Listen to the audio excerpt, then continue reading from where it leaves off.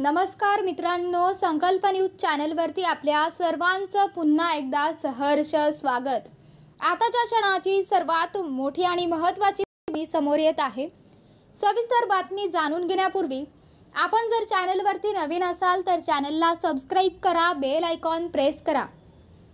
राष्ट्रवादीचे अजित पवार यांना सोबत घेण्याचा फटका भाजपाला लोकसभा निवडणुकीत बसला, अशी टीका संघर्षाच्या ऑर्गनायझर या वृत्तपत्रात करण्यात आल्यानंतर आता राज्यातील भाजपाचे बडे नेते आणि उपमुख्यमंत्री देवेंद्र फडणवीस यांनी स्वतःच अजित पवारांना आमच्या सोबत घेतल्याचे आमदारांना आवडले नाही अशी कबुली दिली आहे।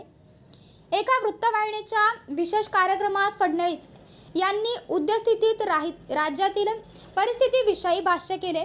ते म्हणाले की आम्ही राष्ट्रवादी काँग्रेसला सोबत घेतले ते आमच्या आमदारांना आवडले नाही, अजिबात आवडले नाही हे मी मान्य करतो।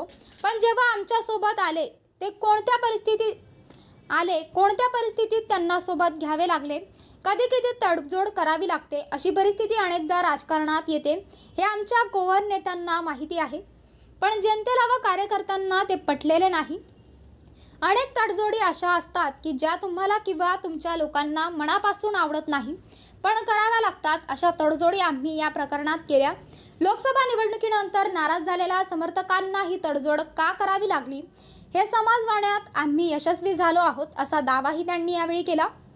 लोकसभेच्या एकनाथ शिंदेंच्या शिवसेनेची मते आम्हाला जास्त मिळाली, त्या तुलनेत अजित पवारांच्या राष्ट्रवादीची मते आम्हाला कमी मिळाली।